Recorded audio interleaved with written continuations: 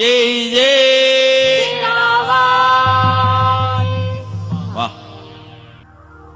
मां उनका मंगल करती है और जो हर मंगलवार को नियम पूर्वक इस मंगल चंडी के स्तोत्र को पढ़ते हैं, उनका तो ऐसा मंगल हो जाता है। यहां लिखा है, पूज्य मंगल भूपस्य मनुवंश से संततम। उनका अगला जन्म जो है ना कि मनुवंश की संतति के रूप में होता है और धीरे धीरे फिर इस मंगल स्तोत्र का पाठ करते हुए वो मनु पद को ही प्राप्त कर लेता है। ऐसी पराम्बा जगदम्बा आदि शक्ति की कृपा है, उसका अनुग्रह है। तो बड़ा सुंदर ये मंगल महोत्सव पिछले 9 दिनों से निर्बाध अपनी यात्रा तय करते करते आज अपने शिखर पर पहुंच गया है। और धीरे धीरे हमने एक एक पग चढ़ते हुए मां के उस मणि द्वीप में, जहां पराम्बा जगदम्बा साक्षात विराजते ही, वहां आज पहुंचना है।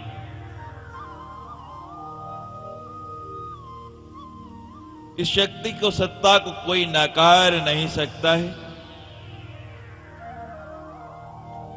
देर या सवेर इसे स्वीकार करना ही पड़ता है, क्योंकि जो सत्य है वो आज नहीं कल आपको मानना ही पड़ेगा। थोड़ी मेरी करबद्ध प्रार्थना है, जितने हमारे बाहर से अतिथि आए वो ये कक्ष छोड़ के थोड़ा इधर बैठेंगे, मेरा ध्यान भंग होता है।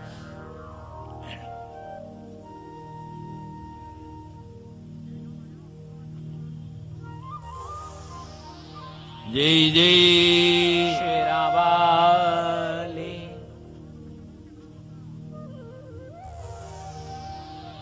आदिगुरु शंकराचार्य शिव को मानने वाले थे। सन्यास परंपरा में वैसे भी शिव को मानने वाले अधिक हैं, शिव का महत्व ज्यादा है। कई लोग मेरे से पूछ रहे थे, आप सन्यासी हो कि शक्ति को मानते हैं? मैंने कहा, आप कथा में आते हैं, कहते हाँ महाराज, जिस दिन से शुरू हुई प्रतिदिन, कोई दिन मैंने छोड़ा नहीं। मैंने कहा, और इसके बाद भी आप ये प्रश्न कर रहे हैं, सवाल करते हैं, मुझे हंसी आती। मैंने बहुत बार सुनाया कि आप किसी भी संप्रदाय को मानने वाले हैं, आपको शाक्त बनना ही पड़ेगा। कल बड़ा सुंदर गायत्री का चित्र मुझे यहां किन्हीं सज्जन ने भेंट किया। मैंने आपको बताया था कि हमारे षोडश संस्कारों में सबसे पहले हमारी कौन सी दीक्षा होती है, कौन सा मत दिया जाता है। जब ब्रह्मचर्य की दीक्षा देते हैं और यज्ञोपवीत धारण कराते हैं, सबसे पहले कौन सा मंत्र देते हैं? गायत्री मंत्र। तो गायत्री भी तो देवी का ही रूप है ना। गायत्री देवी है तो आप शाक्त बने या नहीं। किसी भी संप्रदाय को माने आप, शाक्त तो आपको बनना ही पड़ेगा, उसके बिना गुजारा ही नहीं है। शक्ति आएगी तो कोई का नहीं, फिर तो कहते हैं ले चलो।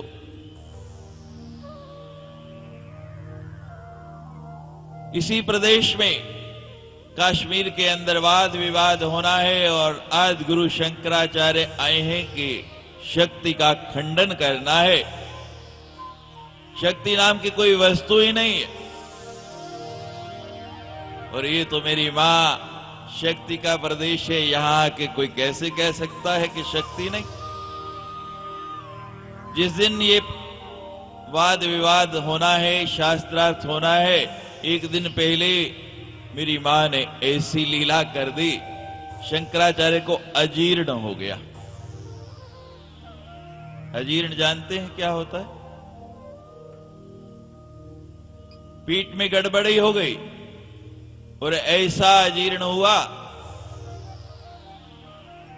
अब आजकल का जमाना तो था नहीं। शंकराचार्य आज से लगभग 1250 साल पहले हुए, तो ऐसी व्यवस्था नहीं थी कि अटैच बाथरूम होते हैं। उस समय तो लोटा लेके जंगल पाने के लिए बाहर जाना पड़ता था। पीठ खराब हो गया और ऐसा खराब हुआ महाराज, एक बार बाहर जाके अभी वापस पहुंचते नहीं, दोबारा फिर पेट में गुड़गुड़ शुरू हो जाए, फिर भागो, फिर लेफ्ट राइट चालू हो गए। सब उपचार कर लिए, सब साधन कर लिए, लेकिन कोई लाभ नहीं होता, कोई दवा प्रभाव नहीं डालती। दवा एक साधन है, लेकिन दुआ उससे भी बड़ा साधन है। जो काम दवा नहीं कर सकती वो दुआ कर देती है।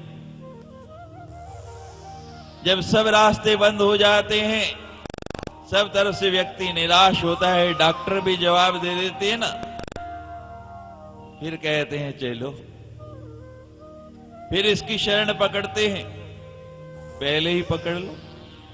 कल मैंने सुनाया था, रोगाना शीशाना पंसी तुष्टा रुष्टा तुकामान सकलान अभिष्टा। पहले ही आ जाओ तो क्या कष्ट है, लेकिन व्यक्ति ये करता नहीं। दवा का सीमित प्रभाव है, लेकिन दुआ का असीमित प्रभाव है। मैंने एक कथा पढ़ी थी कहीं कि लुकमान हकीम थे।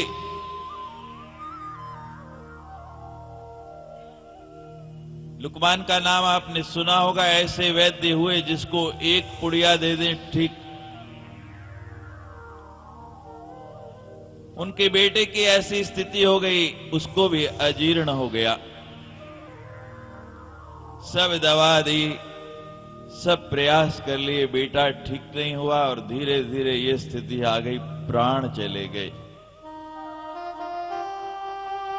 लुकमान ने क्या किया, अपनी जितनी दवाइयां थी सारे की सारी उठा के एक गठड़ी में बांधी। जितने ग्रंथ थे दवाइयों के, जितनी किताबें थी दूसरे गठड़ी में बांधी और ले चला लाद के कि आज इनको नदी में डाल देना है। अगर इन दवाओं से मैं अपने बच्चे को भी बचा नहीं पाया तो इनका क्या उपयोग। नदी किनारे पहुंच गया और नदी में फेंकने वाला है। इतने में लुकमान के गुरुदेव आ गए। और सदगुरु तो सदा कृपा करते हैं, उनका काम कृपा करना है, संशय का निवारण करना है। जब मन में कोई संशय आ जाए तो किसी सदगुरु की शरण में आ जाओ, वो संशय दूर हो जाएगा। सदगुरु पहुंचे, लुकमान क्या कर रहे हो? जीवन भर की पूंजी नदी में डालने चले। कहते हाँ महाराज, क्या फायदा इसका? मेरी दवा मेरे पुत्र को नहीं बचा पाई।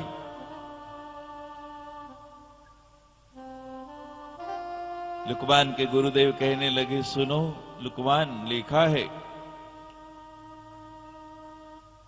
हानि लाभ जीवन मरण यश विधि हाथ। आप प्रयास कर सकते हैं।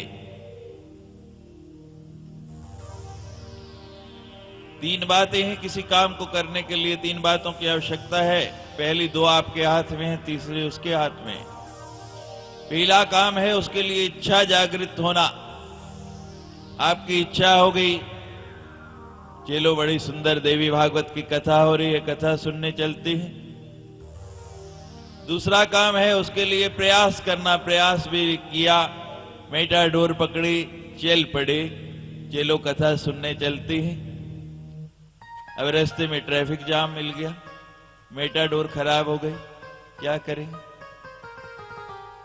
आपने इच्छा भी की, प्रयास भी किया, लेकिन सफलता मिल जाएगी जरूरी नहीं जब तक उसका अनुग्रह ना हो। लुकमान कहते हैं लुकमान को उसके गुरु कि हे लुकमान, हानि लाभ जीवन मरण यश अपयश विधिहात। विधि भी कोई वस्तु है ना। तुम्हारी दवाइयों में कोई शंका नहीं, बहुत सुंदर हैं, बहुत प्रभावकारी हैं। ले गए वहां जहां बेटी का शव पड़ा था, दिखाया। कहती मुंह खोलो, मुंह खोला, उंगली डाली अंदर, जितनी दवाइयां दी यहां तक ही रुकी पड़ी, कोई अंदर ही नहीं जा रही है। जब तक अंदर नहीं पहुंचेगी दवाई प्रभाव कैसे करेगी?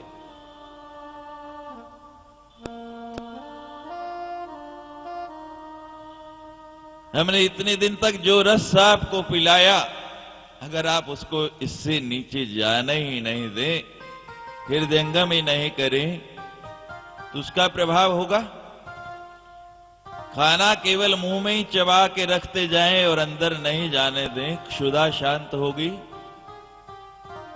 नहीं होगी ना। हमारा जो काम था हमने कर दिया, अब आपका काम बाकी है। होमवर्क दे के जा रहे, जो करेगा वो पास हो जाएगा, और जो घर जाके कापियों को रख के सीधा खेल के मैदान में मौज उड़ाने में लग गया, कुछ नहीं होने वाला। तो शक्ति की निंदा करने आए हैं कि शक्ति नाम की कोई वस्तु नहीं, वही विधि है। विधि हरि गिरिशाराधित आलम करो तू, पहले दिन मंगलाचरण में पहला श्लोक ही आपको सुनाया था। तो विधि भी तो वही है ना। अब विधि नहीं चाहती तो दवा जाएगी कैसे, प्रभाव कैसे होगा? बार बार सोच जाके ये स्थिति हो गई, पेट बिल्कुल खाली है, इतना शरीर कमजोर हो गया। वैद्यों ने कहा कि अब इसको खाने के लिए कुछ नहीं देना, अंतिम समय आ गया है। अगर अन्न का एक दाना भी पेट में गया, उसी समय प्राण। अब पता लग जाए कि कोई ऐसे संत नगर में आए हैं जिनके दर्शन दुर्लभ हैं, और उनका अंतिम समय आया, सब दर्शनों के लिए उमड़ पड़ेंगे। और ये समाज की रीति है।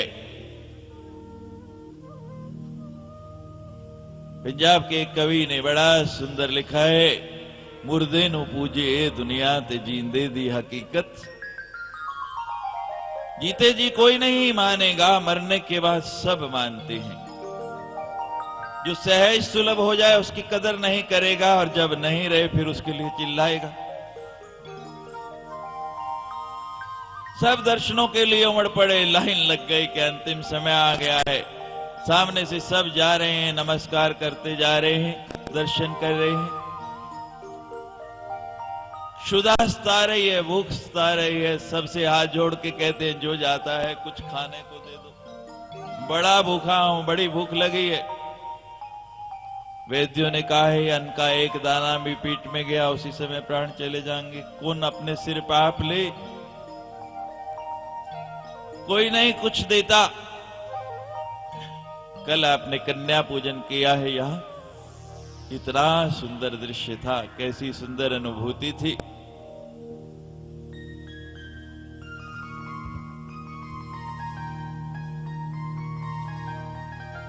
एक छोटी सी कन्या बड़ी सुंदर, हाथ में एक कटोरा पकड़ा है, लोगों की भीड़ में चलती चलती आगे आई। जैसे सबसे कह रहे हैं, उसके हाथ में कटोरा देखा।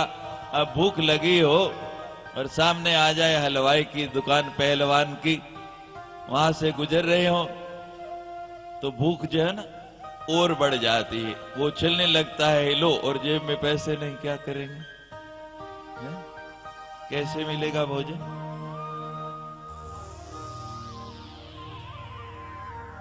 जब कटोरा देखा, भूख और ज्यादा बढ़ गई। उस कन्या से भी कहते हैं कटोरे में क्या है? कहती महाराज दही है। कहती ला मुझे दे दे, थोड़ा सा दही दे दे। वो कन्या कहती थोड़ा देने की मेरी आदत नहीं, मैं थोड़ा नहीं देती, मैं तो पूरा ही देने को तैयार हूं, लो पूरा ले लो। कहती दे दे। फिर मैं तो कह रही ले लो, रोज आपसे कह रहा हूं ना, हरि नाम के हीरे मोती मैं बिखराऊं गली गली, और लूट ले आकर जो भी चाहे शोर मचाऊं गली गली। अपना तो काम यही है, गली गली फेरी लगाते हो, फेरी वाले की तरह आवाज लगाते हैं कोई ले लो। अब जो घर में बैठा सुनता रहे, बाहर निकल के ना आए, लेना चाहे नहीं, हम क्या करेंगे? हमारा तो काम जो है, जो माँ ने हमारी ड्यूटी लगाई है, गली गली घूम के बंजारे की तरह हम आवाज लगाते फिरते हैं।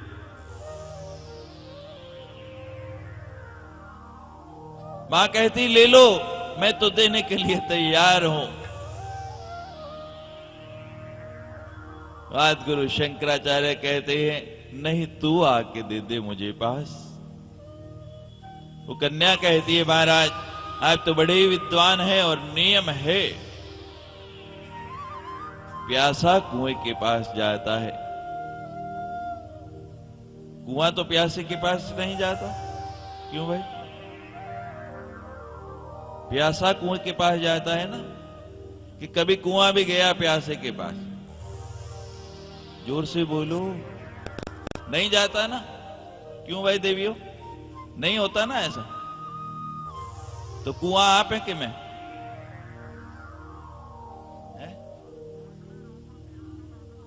कुआं मैं हूं, तो आप तो कभी नहीं आए मेरे पास, मैं ही आपके पास आया हूं। कह दो नहीं आया हूं, आया हूं कि नहीं? कैसे आया हूं और क्यों आया हूं यह भी बता देता हूं। साधारणतया क्या होता है, कोई रोग हो गया, कोई कष्ट लग गया, कोई बीमारी लग गई। अरे ऐसे तो ना देखो,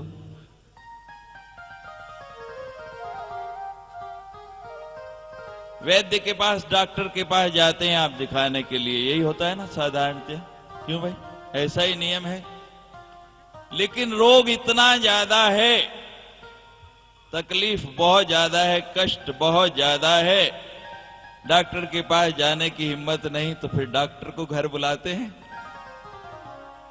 ये रोग इतना बढ़ गया है, हम आपका इलाज करने आए हैं यहां। कभी कभी विपरीत भी नियम हो जाता है, समय, देश काल और परिस्थिति के अनुसार सब कुछ बदलना पड़ता है। अब गुरु शंकराचार्य ने कहा कि नियम तो यही है, लेकिन कभी कभी विपरीत परिस्थिति भी हो जाती है। आज मेरी स्थिति है ऐसी कि मैं इतना बड़ा रोगी हूं, मैं तुम्हारे पास नहीं आ सकता, आज तो तुम्हें ही आके मुझे देना पड़ेगा। वो कन्या कहती चलो महाराज आपकी बात मान ली, मैं ही आके दे दूंगी, लेकिन आप क्यों नहीं आ सकते, कारण तो बता देना। कोई कारण बता दो तो फिर मैं आपको आके दे दूं। क्या बोले आज गुरु शंकराचार्य? कहने लगे मेरे शरीर में शक्ति नहीं है, मैं आ गई अजीब है। जब इतनी बात कही कि मेरे शरीर में शक्ति नहीं है, उस कन्या की जगह साक्षात अष्टभुजी दुर्गा सिंह पे सवार होकर सामने आशीर्वाद दे रही है। कहती महाराज आप तो शक्ति का खंडन करने आए थे, आप तो कहते थे शक्ति नाम की कोई वस्तु नहीं है, और आप कह रहे हैं मेरे शरीर में शक्ति नहीं है। जब शक्ति नाम की वस्तु नहीं तो आपके शरीर से कैसे निकल गई? ज्ञान हो गया, बोध हो गया, एकदम दिव्य चक्षु खुल गई। और उन्हीं आदि गुरु शंकराचार्य ने भवानी की स्तुति में सौंदर्य लहरी, मीनाक्षी पंचरत्नम, गतिस्तम तुम एका भवानी, ऐसे ऐसे स्तोत्र रच दिए। दुर्गा मानस पूजा, कनक धारा, एक बार पढ़ो तो ऐसा आनंद आता है, मस्ती आ जाती है। और फिर मां से दोनों हाथ जोड़ के कहने लगे हे मां, आज गुरु शंकराचार्य जैसे विद्वान कह रहे हैं हे मेरी मैया, मेरा सब ज्ञान थोथा है, तेरी शक्ति के सामने में कुछ नहीं। न मंत्रम नो यंत्रम तदपि चे न जाने स्तुति महो।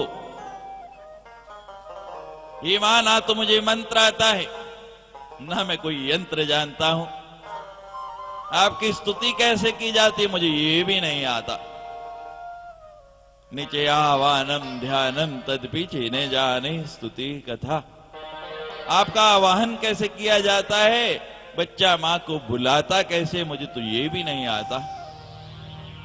आपका ध्यान कैसे करते हैं, मैं ये भी नहीं जानता। आपकी कथा कैसे की जाती है, आपकी लीला कैसे गाई जाती है, ये तो मैं समझ ही नहीं सकता। नहीं जाने मुद्रस्ते, आपको प्रणाम करने के लिए, आपका वंदन करने के लिए कैसे मुद्रा बनाई जाती है, कैसे ध्यान लगाया जाता है, मुझे कुछ नहीं आता।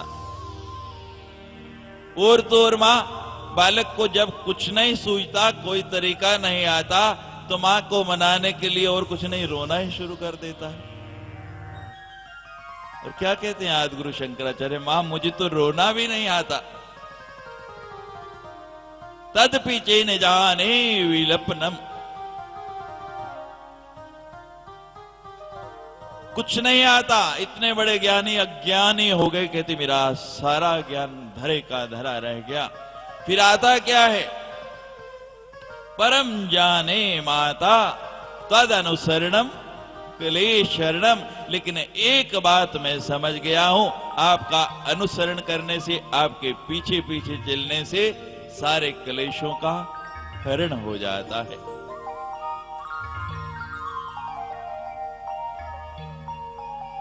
परम जाने माता तद अनुसरणम क्लेश हरणम। बड़ा सुंदर क्षमापन स्तोत्र, दिव्य अपराध क्षमापन स्तोत्र प्रतिदिन आपको कथा के अंत में हम सुनाते हैं। वो है क्या, कई लोगों की जिज्ञासा थी, कहती स्वामी जी समझ नहीं आता आप लोग संस्कृत में क्या बोलते हैं, लेकिन आनंद इतना आता है, मस्ती इतनी आती है, वो स्तोत्र है क्या। पूरी व्याख्या करूं स्तोत्र की तो आज का पूरा दिन निकल जाएगा। संक्षेप में आदि गुरु शंकराचार्य इतने कहते हैं, मां सब बातें ठीक हैं, लेकिन मैंने इतना भी सुना है, कुपुत्रो जायत क्वचिदपि कुमाता न भवति। पुत्र कुपुत्र हो जाता है, बहुत ऐसे दृष्टांत सुने हैं, लेकिन क्वचिदपि मां जो है वो कभी भी कुमाता नहीं होती। मां का तो स्नेह बना ही रहता है। हे मेरी मैया, इस बात को जानते हुए,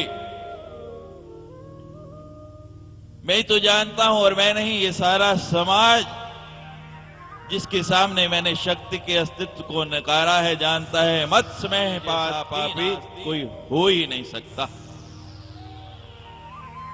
लेकिन मां, ये भी लिखा है मेरे जैसा पापी नहीं और तेरे जैसा पाप अग्नि तत्समा नहीं। तेरे जैसा पापों को क्षमा करने वाला भी दूसरा कोई नहीं है। इस बात को जानते हुए, एवं ज्ञात्वा महादेवी यथा योग्यम तथा कुरु, इस बात को जानते हुए जैसे आपकी इच्छा, आप क्षमा करना चाहें तो क्षमा कर दें, और मेरे अपराधों की सजा देना चाहें तो सजा दे दें। और जब बालक आके क्षमा मांग लेता है, एक बार अपना मन खोल के मां के चरणों में रख देता है, मां सचमुच क्षमा कर देती है। लेकिन आगे से संकल्प लेना पड़ता है। आज क्षमा मांगी, मैंने आपको सुनाया था, वो एक माता थी रोज क्राइस्ट के सामने आके रोती, यीशु मेरे अपराधों को क्षमा कर दे। 1 महीना हो गया इस प्रकार विलाप करते करते। उस चर्च का जो पादरी है कहने लगा, माता जी जितना आप विलाप करती हैं, जितनी क्षमा मांगती हैं, इतने तो आपके पाप भी नहीं होंगे। अब तक तो यीशु ने कब का क्षमा कर दिया होगा। वो बुढ़िया कहती है, कल वाले क्षमा कर दिए होंगे ना जो आज किए। पिछलों की क्षमा मांगते जाएं, आगे करते जाएं, लेकिन आज यही संकल्प लेके जाना है, जो कर लिए सो कर लिए मां, अब तो हम तेरे बन गए। मैले थे, कुचैले थे, गंदे थे, 8 दिन तक अपने नाम का साबुन लगा लगा के तुमने हमें ऐसा उज्जवल, ऐसा पवित्र बना दिया है। अब हम दोबारा गंदे होने वाले नहीं। दोबारा ये संसार की मलिनता हमने अपने आप पे लगने नहीं देनी है। एक और बड़ा सुंदर सुखद संयोग है, हमारे बीच आज मंच में भजन सम्राट प्रसिद्ध पार्श्व गायक, आपने उनका बहुत नाम सुना होगा, श्री अनूप जलोटा जी का। उनके बड़े भाई अनिल जलोटा जी बंबई से विशेष रूप से ये कथा सुनने के लिए आए हैं 2 दिन से। परसों आए, थके हुए थे, कल वैष्णो देवी चले गए, वापस आए तब थके हुए थे, लेकिन आज हमने उनसे विनती की है कि आप एक भजन हमारे श्रोताओं को जरूर सुनाएं। पूरे का पूरा घराना बड़े सुंदर भजन बोलता है, सभी जोरदार तालियां उनके मुख से भजन सुनेंगे और मां का जय घोष। जय जय रावाली, जय जय रावाली, जय जय रावाली। मां।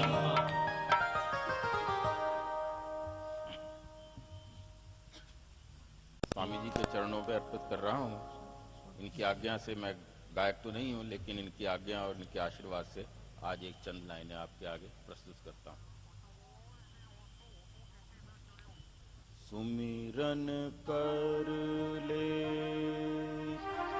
मेरे मना तेरी, बीती उमर हरि नाम बिना।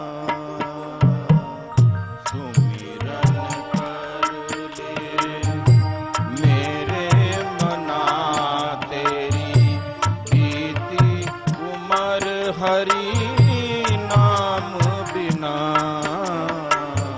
सुमिरन कर ले।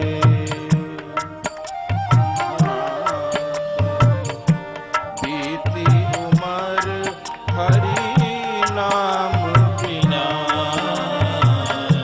सुमिरन कर ले मेरे मना।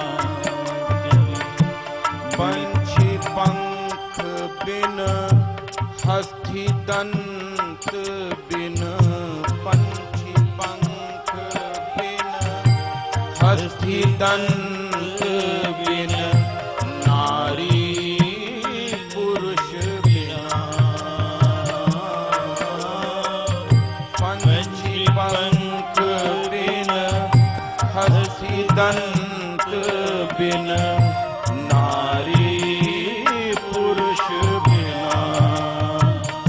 जैसे पुत्र पिता बिन हीना, जैसे पुत्र पिता बिन हीना, तैसे पुरुष हरि नाम बिना।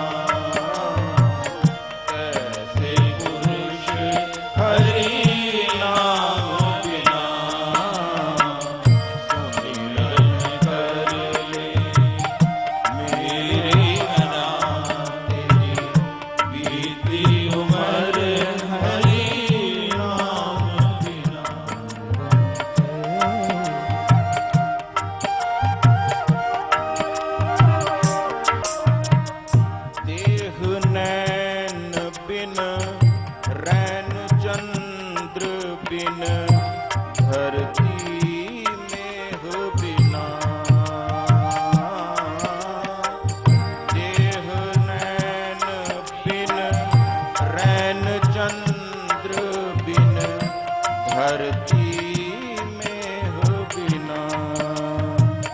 जैसे पंडित वेद विहीना, जैसे पंडित वेद विहीना, तैसे पुरुष हरि नाम बिना।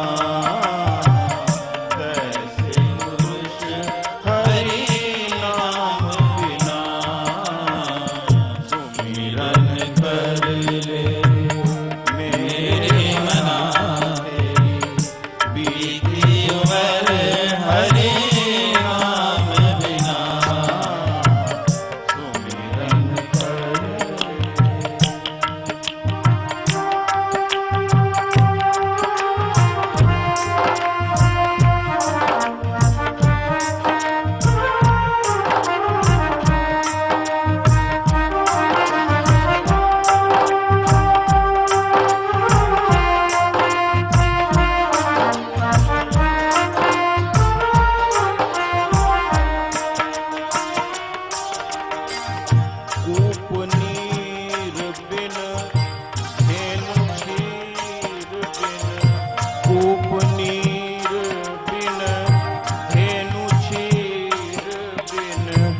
मंदिर दीप बिना,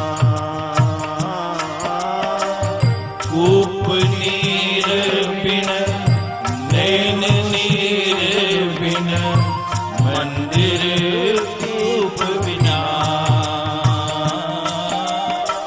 जैसे तरुवर फल बिनहीना, जैसे तरुवर फल बिनहीना, तैसे पुरुष हरि नाम बिना, तैसे पुरुष हरि नाम बिना। सुमिरन कर ले मेरे मना, तेरी बीती उमर हरि नाम बिना। सुमिरन कर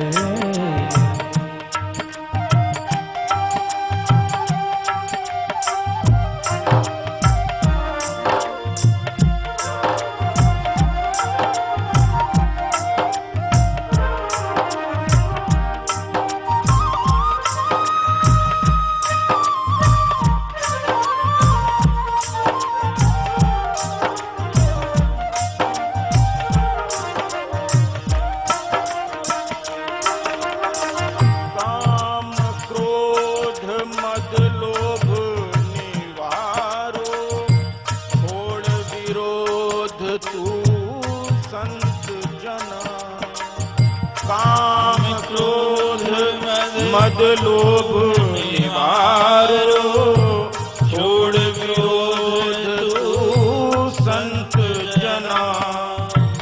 कह नानक, ये हो आज नानक जयंती भी है, पुरब भी है। नानक सुन भगवंता, कह नानक सुन भगवंता, इस जग में नहीं कोई अपना, इस जग में नहीं कोई अपना।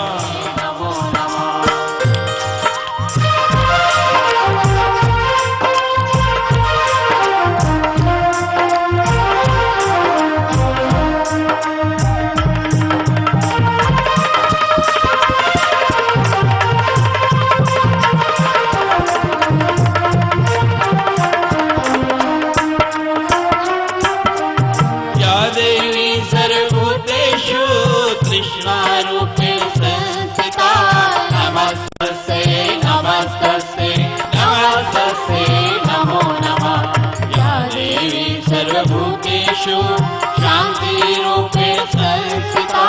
नमस्तस्यै नमस्तस्यै नमस्तस्यै नमो नमः। या देवी सर्वभूतेषु शांति रूपेण संस्थिता। नमस्तस्यै नमस्तस्यै नमस्तस्यै नमो नमः। या देवी सर्वभूतेषु लज्जारूपेण संस्थिता। नमस्तस्यै नमस्तस्यै नमस्तस्यै नमो नमः।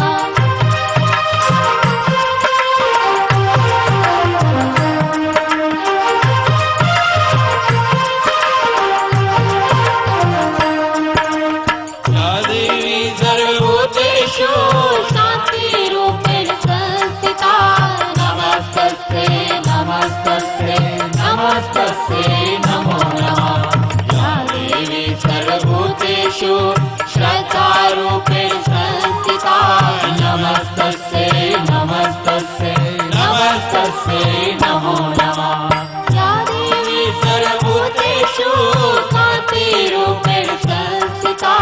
नमस्तस्यै नमस्तस्यै नमस्तस्यै नमो नमः। या देवी सर्वभूतेषु लक्ष्मीरूपेण संस्थिता। नमस्तस्यै नमस्तस्यै नमस्तस्यै नमो नमः।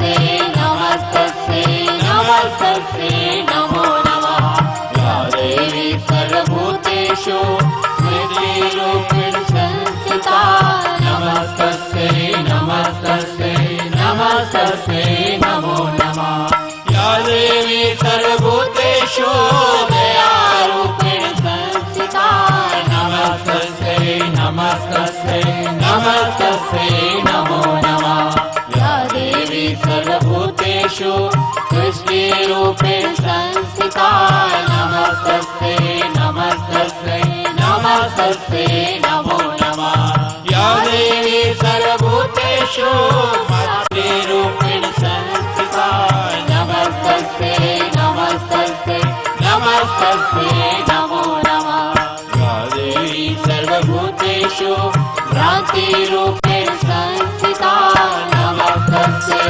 नमस्तस्यै नमस्तस्यै नमो नमः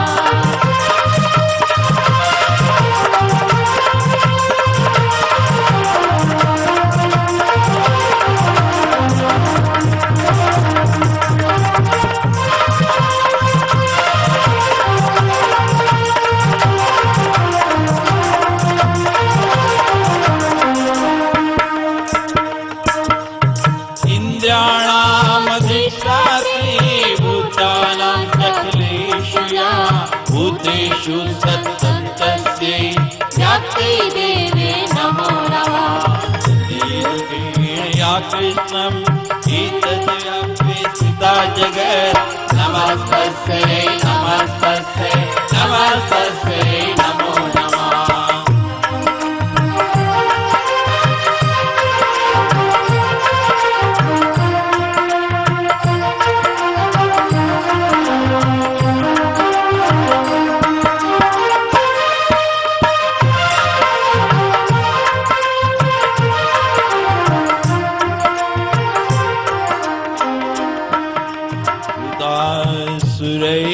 पूर्वाभीष्ट संशया तदा सुरेन्द्रेण दिनेषु सेविता करोतु सा नः शुभहेतुरीश्वरे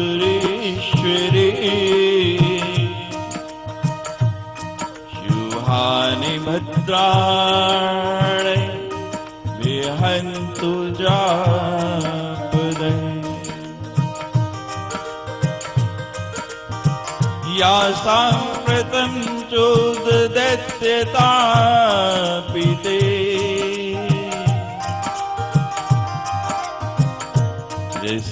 यस्माभिरीशा च सुरैः नमस्यते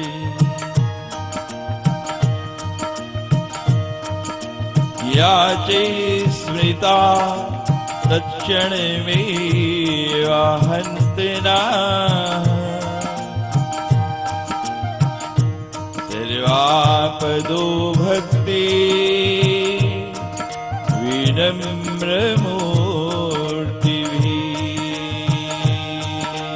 नमस्तस्यै नमस्तस्यै नमस्तस्यै नमो नमः नमस्तस्यै नमस्तस्यै नमस्तस्यै नमो नमः नमस्तस्यै नमस्तस्यै नमस्तस्यै नमो नमः नमस्तस्यै नमस्तस्यै नमस्तस्यै नमो नमः नमस्तस्यै नमस्तस्यै नमस्तस्यै नमो नमः नमस्तस्यै नमस्तस्यै नमस्तस्यै नमो नमः नमस्तस्यै नमस्तस्यै नमस्तस्यै नमो नमः नमस्तस्यै नमस्तस्यै नमस्तस्यै नमो नमः जय जय शेरावाली जय जय शेरावाली जय जय शेरावाली वाह सब देवताओं ने मिलकर स्तुति की। मां जगदम्बा प्रसन्न हुई, सिंह पे सवार होके आके दर्शन दिया। देवताओं से स्तुति का प्रयोजन पूछा। ये बड़ा सुंदर देवी सूक्त है। नमस्तस्यै के इसमें 24 श्लोक हैं और 24 श्लोकों में 3 बार नमस्तस्यै नमस्तस्यै नमस्तस्यै नमो नमः आया है। एक बार नहीं 3 बार प्रणाम किया। क्यों 3 बार प्रणाम किया? तीनों रूपों की आराधना की, काली, लक्ष्मी और सरस्वती। आप गए हैं कभी वहां के दर्शनों के लिए? वैष्णो देवी जो गए हैं हाथ खड़े करें। वाह। अब जो नहीं गए वो खड़े करें। चलो 1-2 लोग हैं। मां आप पर भी कृपा करेगी, जरूर दर्शन देगी। क्या देखते हैं आप जाके वहां? क्या दर्शन किया है? महाकाली, महालक्ष्मी, मां सरस्वती, 3 पिंडियां हैं। पुजारी जी बोलते जाते महाकाली, महालक्ष्मी, मां सरस्वती चलो, महाकाली, महालक्ष्मी, मां सरस्वती चलो। यही होता है ना, इससे ज्यादा तो नहीं है? सब आके शिकायत करते हैं, एक क्षण भी नहीं खड़ा होने देते। 12 किलोमीटर की चढ़ाई, इतनी मुश्किल, इतना कठिन काम।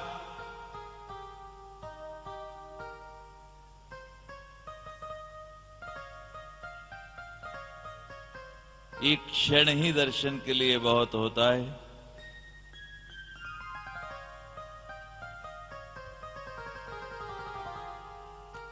एक ही बार नैन मिलते हैं और वो हो जाता है,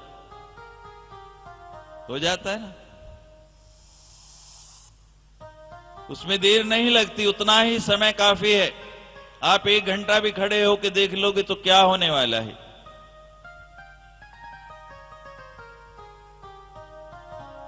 ये प्रयास करो कि जहां गए हैं वो आपको देख ले, कल्याण हो जाएगा। जहां उसकी दृष्टि पड़ गई ना बेटा,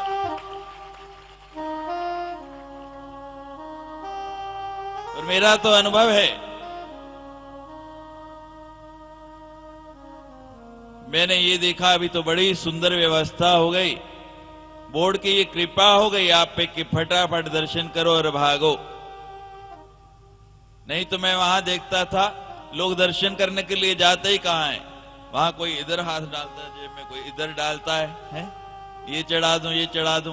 कई रिश्तेदारों ने भेजे हैं, वो लिफाफे गिनने शुरू हो जाता है, दर्शन तो करता ही नहीं। जिस काम के लिए गए, जिस निमित्त गए, वही काम करना है। बड़ा सुंदर, बड़ा लंबा, बड़ा विस्तृत प्रसंग है। लोगों की उत्कंठा थी कि वैष्णो देवी की भी कथा सुनाना, प्रसंग सुनाना, लेकिन वैष्णो देवी सुनाने बैठूंगा। सबसे जल्दी जाने वाला कौन है आप में से? वैष्णो देवी जो सबसे जल्दी गया हो, जो सबसे जल्दी चढ़ाई कर लेता है। हाँ माता जी, कितनी देर लगाते हैं आप? बोलो। आपने इतना लंबा हाथ खड़ा किया, आप शर्मा क्यों रहे? 2 घंटे में, 3 घंटे में, 4 घंटे में? देखो, जितना समय सबसे कम जिसको लगता है, अगर आप उतना समय दें तो मैं पूरी कथा सुनाता हूं, नहीं तो संक्षेप में। आज फिर 6 बज जाएंगे। हमारे बहुत प्रिय, बहुत प्रेम और बहुत अनुग्रह है हमारे गांधीनगर के विधायक रमन भल्ला जी भी आए। वो तो सोच में पड़े होंगे, स्वामी जी ने कहा था 12 साढ़े 12 1 बजे तक भोग डाल दूंगा, यहां तो 6 बजे की बात शुरू हो गई।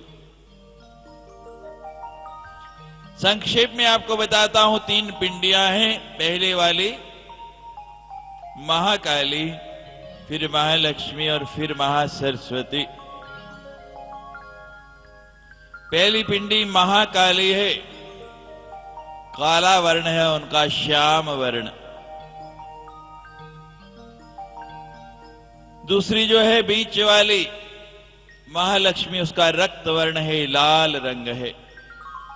और जो तीसरी है महासरस्वती, उसका श्वेत वर्ण है, सफेद रंग है। ऊपर आके 3 रूप हो गए, नीचे आधार उनका एक ही है। मुझे देखने का अवसर मिला, मां की कृपा रही। तो जब वो चोला उतारते हैं, जो आप पहना हुआ देखते हैं वो कपड़े का चोला है, उसके नीचे स्वर्ण का चोला है। जब स्नान होता है दोनों समय वो उतार के स्नान कराया जाता है, और नीचे जहां से मूल है वहां एक ही है, ऊपर आके एक ज्योति बहुविधि विवाहभूत 3 रूप बन गए हैं। अब की बार जाएं तो जैसे मैं बता रहा हूं वैसे ही दर्शन करना। तीनों का वर्ण एक क्षण में समझ आ जाएगा किस किस रंग की है। उसके बाद देखना काली जो है इतनी बड़ी, सबसे बड़ी, इतनी बड़ी पिंडी है वो। काली क्या देती है हमें? शक्ति देती है। किसको दी थी? आपको कथा में सुनाया था, सुदर्शन को। काली बीज के जब से, क्लिंग बीज के जब से सुदर्शन को शक्ति मिली थी। और शक्तिशाली जो व्यक्ति होगा उसका आकार थोड़ा बड़ा होगा, इसलिए काली की पिंडी सबसे बड़ी है। दूसरी महालक्ष्मी की है, उसका आकार मध्यम है, रक्त वर्ण है। तीसरी जो है श्वेत वर्ण है, सबसे छोटी। ये बुद्धि की दाता है। बुद्धि थोड़ी भी हो बहुत बड़ा काम कर सकती है। विवेक से यदि व्यक्ति काम ले, बुद्धि का आकार तो बड़ा नहीं है। और इस बुद्धि को रखा कहां गया है? पूरे शरीर में सबसे ऊपर ये सिर लगाया गया। मां भगवती को क्या चढ़ाते हैं? सबसे प्रिय क्या है? कल आपको बताया था देवी के भोगों में। कौन सी भेंट चढ़ाते हैं मां को? नारियल की। नारियल क्या है? ये आपका सिर है। 3 नेत्र बने हैं उस पे, बीच में नासिका है, छोटा सा मुख भी बना है। ध्यान से देखना। तो नारियल क्यों चढ़ाया जाता है? कभी विचार किया आपने? ये सिर क्या है? मैंने बताया था, बकरे ने मैं कहा तभी कटायो शीश। ये आपका अहंकार है, आपका अहम है। मां कहती है अपना अहम मुझे चढ़ा दो। नारियल के रूप में, नारियल को प्रतीक मान के अपना अहंकार चढ़ा दो। सारी आपकी ज्ञान इंद्रियां यहां हैं। नेत्र हैं, नासिका है, मुख है, कान है, और इन सब के बीच में सबसे ऊपर यहां आपकी बुद्धि, दिमाग है। इसको कहीं और भी लगाया जा सकता है। सबसे ऊपर क्यों रखा? कि बुद्धि सबसे बड़ी वस्तु है। आज के युग में लोग सोचते हैं कि लक्ष्मी सबसे बड़ी वस्तु है, लेकिन बुद्धि सबसे बड़ी वस्तु है।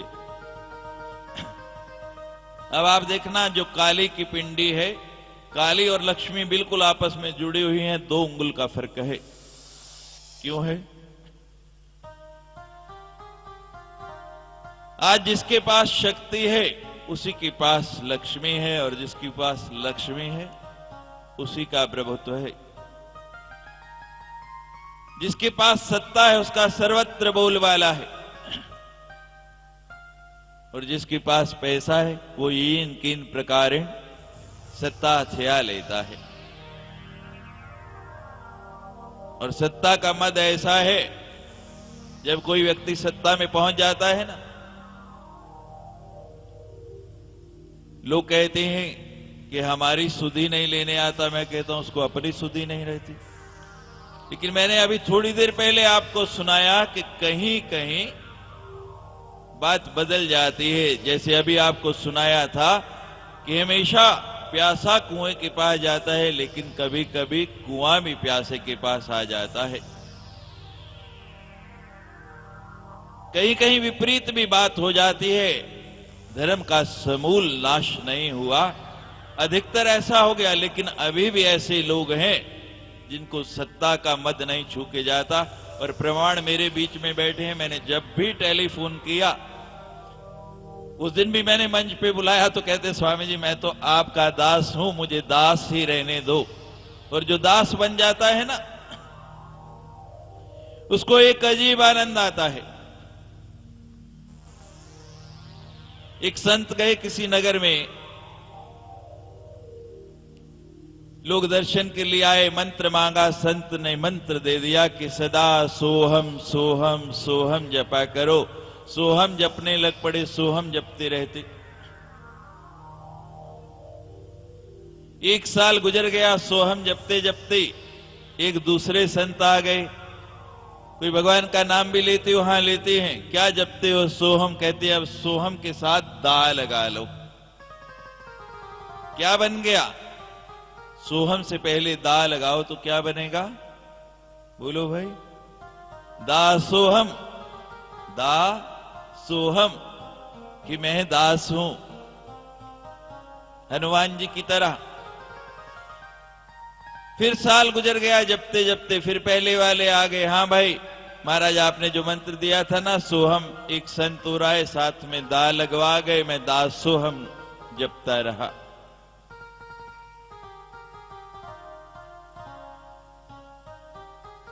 कितनी अच्छा, बहुत सुंदर है, बड़ा अच्छा संत दे गए। अब ऐसे करो, फिर पहले सा लगा लो। क्या बन गया? सदा सोहम सदा सोहम सदा सोहम, हमेशा सोहम ही सोहम जपूंगा। जपते जपते फिर साल गुजर गया, फिर वही दूसरे वाले आ गए। पूछा, बता दिया महाराज, आपका दिया जप रहा था तो उसके पहले सा और लग गया, सदा सोहम हो गया। कहते बहुत सुंदर, एक एक सीढ़ी चढ़ते जाओगे तो मंजिल पहुंच जाओगे, और छलांग मार के चढ़ना चाहोगे ही पहुंच सकते। कहते हैं फिर दा लगा लो पहले। सदा सोहम से पहले फिर दा लगा गया। क्या बन गया? दास दासो अहम, मैं तो दासों का भी दास हूं। और ये ऐसे ही हमारे विधायक हैं, दासों के दास बने रहेंगे तो आज नहीं कल राम चले गए, कृष्ण चले गए, कई अवतार हुए, कई चले गए, लेकिन दासों के दास हनुमान जी सदा यहीं विराजते हैं। वो कहीं जाने वाले नहीं। जो सेवा का संकल्प ले लेगा उसको कभी कमी आने वाली नहीं। तो शक्ति और लक्ष्मी दोनों साथ साथ हैं, लेकिन जब सरस्वती की पिंडी देखोगे तो इतना फर्क है, पूरा 1 गिठ जितना 9 इंच का दोनों में अंतर है।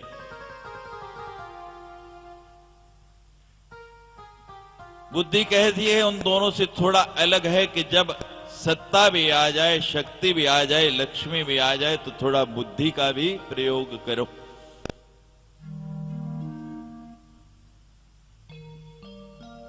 अब जिसके दर्शन के लिए जाते हैं वो क्या है वो भी बता दें। हमारे वैष्णो देवी से आए हुए सुदेश जी भी यहां बैठे हैं। बीच वाली जो पिंडी है रक्त वर्ण की लक्ष्मी, ध्यान से जब उसको देखेंगे, अब की बार जाएं तो सब भूल के केवल ध्यान वहीं केंद्रित करना। उस पिंडी के बिल्कुल मध्य में नीचे की तरफ बिल्कुल योनि के आकार का एक चिन्ह बनाए। जैसा आपका दिल होता है वैसे ही योनि का भी लगभग रूप होता है, बिल्कुल योनि के आकार का। देवी का जब कुंड बनाते हैं बड़े बड़े यज्ञों में तो योनि कुंड बनाते हैं या त्रिकोण बनाते हैं। लंबे विषय हैं, मां फिर कभी अवसर देगी। मां की कृपा रही, आपका स्नेह रहा तो फिर और अधिक विस्तार से आपको समझाने का प्रयास करेंगे। वो जो योनि का स्वरूप है वो मां लक्ष्मी है। और एक क्षण के लिए वहां दृष्टि लगा के देख लेना। अब की बार जब आप जाएं, वापस आते ही आते आपकी मनोकामना पूर्ण होती है या नहीं। बोलो वैष्णो मैया की जय। तो सब देवताओं ने आराधना की। मां प्रसन्न होकर आ गई, कहने लगी मैं इस दैत्यों का वध कर दूंगी, तुम्हें चिंता की कोई बात नहीं है। बड़ा सुंदर रूप मैंने बताया था। मां का स्वरूप कैसा है कि इन उपमा, उसकी उपमा किससे दें। वो सुंदर दिव्य स्वरूप जब देखा तो शुंभ के जो दूत घूम रहे थे जाके कहने लगे शुंभ से, महाराज आपके नगर में एक बड़ी सुंदर स्त्री आई है। और ये सब जगह होता है, व्यक्ति का स्वभाव ऐसा है, कहीं से कोई सुंदर स्त्री निकल जाए ना तो बड़े बड़े ब्रह्मचारियों की दृष्टि ऐसे उठने लग पड़ती है। होता है कि नहीं? इस मन को काबू में रखना बड़ा कठिन है, बहुत मुश्किल है। बुद्धि तो कभी प्रयोग ही नहीं करते, एकदम तलवार पे हाथ डाला, मैं अभी जाता हूं महाराज इतनी बड़ी सेना, इतने मंत्री संतरी किस काम आएंगे?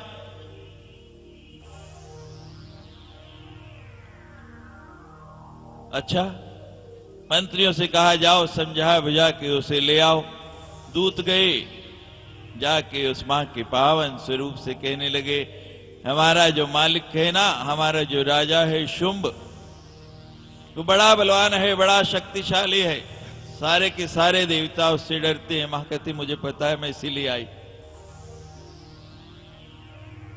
कहती जब आप जानती हैं तो आपको ये भी पता होगा कि उसके खजाने में एक से एक बढ़ के रत्न है। कहती ये भी जानती हूं। कहती फिर तो ये भी जानते होंगे कि हम क्यों आए हैं। मां कहती हाँ मैं जानती हूं, लेकिन तुम अपने मुख से ही बोलो। जब भगवान के मंदिर में जाते हैं तो ये कहते हैं ना, सर्वव्यापक है, सबको जानने वाला है, उसे सब पता है। लेकिन जब गलत काम करते हैं तो कहते हैं ये उसे नहीं पता, ये नहीं लगेगा। फिर वो सर्वव्यापक नहीं रहता है।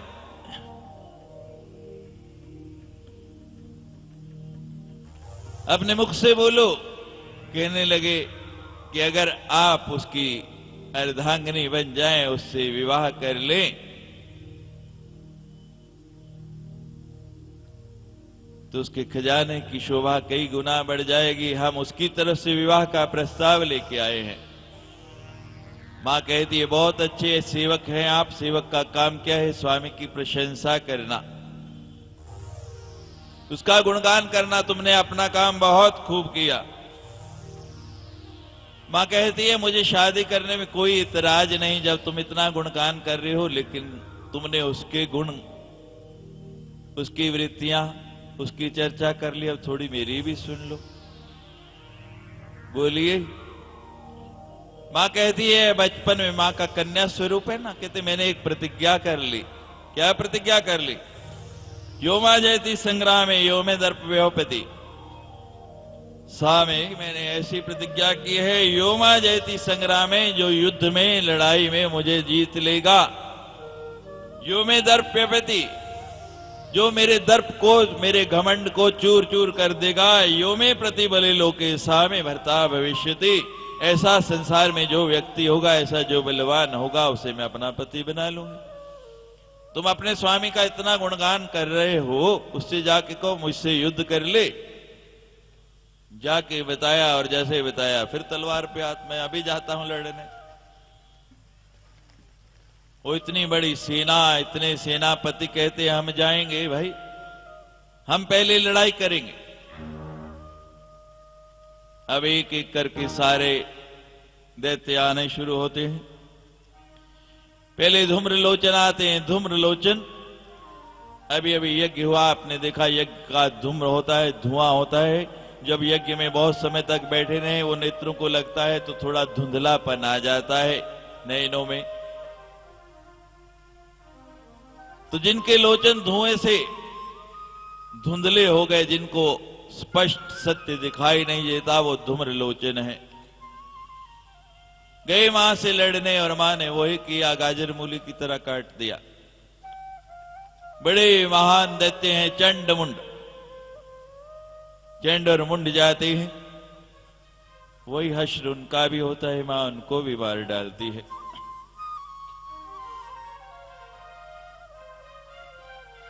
अब